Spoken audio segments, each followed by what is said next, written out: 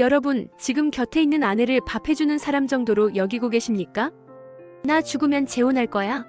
라는 아내의 얄궂은 질문에 허허 웃고만 계신가요? 오늘 들려드릴 이야기는 평생 손끝에 물 한 방울 안 묻히고 살던 한양의 권세가 박대감이 아내가 세상을 떠난 지 단 석 달 만에 어떻게 고립되어 비참한 최후를 맞이했는지에 대한 잔혹한 야담입니다. 이 영상 마지막에는 아내가 없어도 당신의 존엄을 지켜줄 최후의 생존 기술을 알려드릴 테니 특히 남성 시청자분들은 오늘 이 영상을 유언이라 생각하고 끝까지 시청하십시오. 조선시대 한양 종로 한복판. 박대감은 고을에서 소문난 권세가였습니다. 젊어서는 관직에 있었고 70을 바라보는 나이에도 그 재산과 권력으로 떵떵거렸습니다. 박대감에게는 입버릇이 있었습니다. 사내 자식은 바깥일만 잘하면 된다. 집안일은 여편네나 종들이나 하는 것이지. 그는 평생 자기 손으로 밥 한 그릇 퍼본 적이 없었습니다. 양말 한 짝, 수저 하나도 아내 김씨 부인이 챙겨주지 않으면 어디 있는지조차 몰랐습니다. 어느 날 아내 김씨 부인이 말했습니다. 영감, 나 없으면 어쩌려고 그래요? 박대감은 코방귀를 뀌었습니다. 돈이 이리 많은데 뭐가 걱정인가? 사람 사서 시키면 그만이지. 김씨 부인이 한숨을 쉬었습니다. 당신은 옷 입는 법도 모르잖아요. 신발이 어디 있는지도 모르고. 그게 뭐가 중요한가? 내가 알아야 할 건 나란 일이고 돈 버는 일이지. 그런 자비는 모르면 그만이야. 박대감은 정말로 아무것도 몰랐습니다. 부엌이 집 어디에 있는지도 몰랐고 밥이 어떻게 지어지는지도 몰랐습니다. 옷장이 어디 있는지, 이불이 어디 있는지, 수저통이 어디 있는지도 몰랐습니다. 모든 것을 아내가 챙겨줬기 때문입니다. 심지어 박대감의 친구들과의 관계도 아내가 관리했습니다. 영감, 이번 주 토요일에 김대감 댁에서 잔치가 있으니 가야 해요. 아, 그래? 알았네. 선물은 이것으로 준비했으니 꼭 전하세요. 그래, 알았어. 박대감은 자기 손으로는 아무것도 하지 않았습니다. 그런데 어느 날 건강하던 김씨 부인이 갑자기 쓰러졌습니다. 의원이 급히 왔지만 손을 쓸 수 없었습니다. 급작스러운 중풍입니다.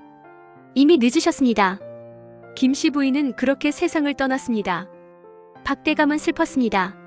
40년을 함께한 아내였으니까요. 하지만 실용적인 걱정은 하지 않았습니다. 돈이 많으니 사람을 사서 시키면 되겠지. 장례를 성대하게 치렀습니다. 그리고 새로 식모와 하인들을 고용했습니다. 너희들은 이제부터 안주인이 하던 일을 해야 한다. 알겠느냐? 예, 대감마님. 박대감은 안심했습니다. 이제 다 해결됐어. 하지만 착각이었습니다. 장례가 끝나고 일주일 후 박대감은 아침 식사를 기다렸습니다. 하지만 밥상이 나오지 않았습니다. 아, 밥은 언제 나오느냐? 새로 들어온 식모가 대답했습니다. 대감마님, 밥을 어떻게 지어야 하는지 모르겠습니다.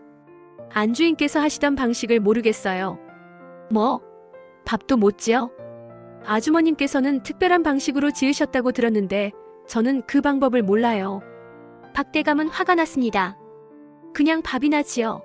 뭐가 어렵다고. 식모가 급히 밥을 지었지만 맛이 이상했습니다. 너무 되거나 너무 질었습니다.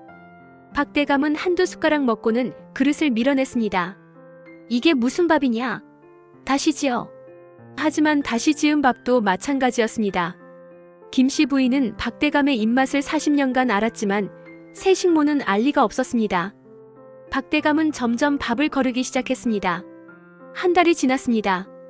박대감은 집안이 이상하다는 걸 느꼈습니다. 곳간에서 곡식이 자꾸 사라지는 것 같았습니다. 아, 곡식이 왜 이렇게 줄어들었느냐? 하인이 뻔뻔하게 대답했습니다. 대감마님, 원래 이만큼 있었습니다. 착각하신 거예요. 뭐? 내가 착각을? 안주인께서 계실 땐 하나하나 세셨지만 이제는 저희가 관리하니까 대감마님께서 잘 모르시는 거죠. 박대감은 화가 났지만 할 말이 없었습니다. 정말로 자신은 곡식이 얼마나 있는지 몰랐으니까요. 김씨 부인이 모든 걸 관리했기 때문입니다. 종들은 박대감을 무시하기 시작했습니다. 대감님, 옷 입는 법도 모르시면서 누굴 가르치십니까? 양말이 어디 있는지도 모르시잖아요. 박대감은 분노했지만 대응할 수가 없었습니다. 정말로 자신은 아무것도 몰랐으니까요. 2달이 지났습니다. 박대감은 더 큰 문제를 발견했습니다. 친구들과의 관계가 끊어진 겁니다. 예전에는 김씨 부인이 이번 주에 김대감 댁잔치라고 알려줬는데 이제는 아무도 알려주지 않았습니다. 박대감은 잔치에 초대받았는지조차 몰랐습니다. 어느 날 옆집 이웃이 말했습니다. 박대감, 어제 잔치에 왜 안 오셨소? 무슨 잔치? 김대감 댁 손주 돌잔치요. 초대장 받지 않으셨소? 아, 그런 게 있었나? 박대감은 집에 가서 확인했지만 초대장이 어디 있는지 몰랐습니다. 김씨 부인이 살아있을 땐 모든 편지를 정리해줬는데 이제는 아무도 하지 않았습니다. 자식들도 발길을 끊었습니다.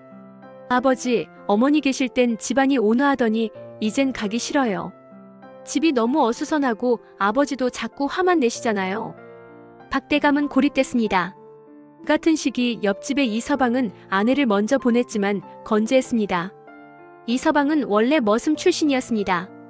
평생 손으로 일하며 살았죠. 아내가 죽자 이서방은 스스로 모든 것을 했습니다. 아침에 일어나 밥을 짓고 빨래를 하고 청소를 했습니다. 심지어 바느질까지 했습니다. 그리고 동네 사람들과 어울렸습니다. 이서방, 오늘 저녁에 술 한잔 하시죠. 좋지, 내가 안주 만들어 갈게. 이서방은 손수 안주를 만들어 가서 친구들과 어울렸습니다. 동네 과부들과도 허물없이 지냈습니다. 이서방, 빨래하는 법 좀 가르쳐 주세요. 허허, 이리 오시오. 이렇게 하는 거요. 이서방은 혼자서도 잘 살았습니다. 어느 날 이서방이 자신이 끓인 된장국을 들고 박대감의 집을 찾아왔습니다. 대감님, 밥은 먹고 사죠? 박대감은 창백한 얼굴로 앉아 있었습니다. 이서방이 비웃었습니다. 대감님, 돈은 많으신데 밥 한 끼 못 드시니 그게 무슨 소용입니까? 박대감은 부끄러워 고개를 숙였습니다. 석 달째. 박대감은 심각하게 쇠약해졌습니다.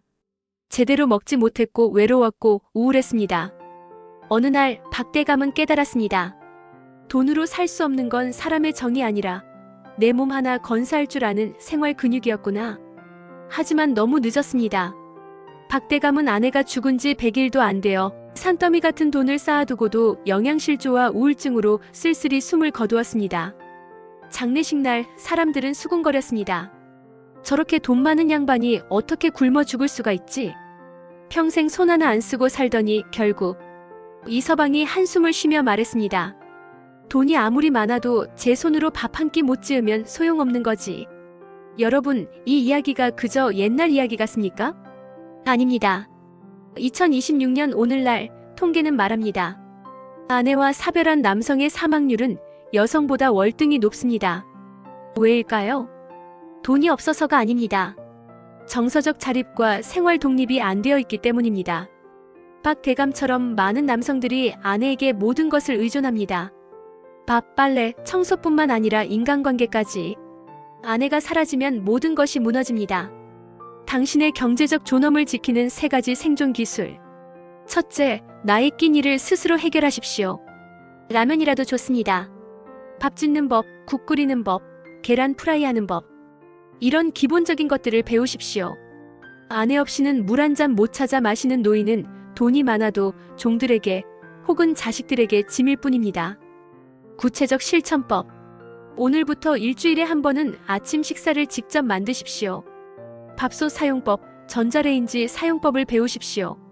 냉장고에 뭐가 있는지, 유통기한이 언제까지인지 확인하십시오. 둘째, 아내의 인맥이 아닌 나의 인맥을 만드십시오. 아내를 통하지 않고는 친구 하나 못 만나는 남자는 아내 사후에 사회적 사형 선고를 받는 것과 같습니다. 구체적 실천법. 동네 노인정, 경로당에 나가십시오. 취미 모임에 가입하십시오. 바둑, 등산, 낚시 등. 아내 없이도 친구들과 만날 수 있는 관계를 만드십시오.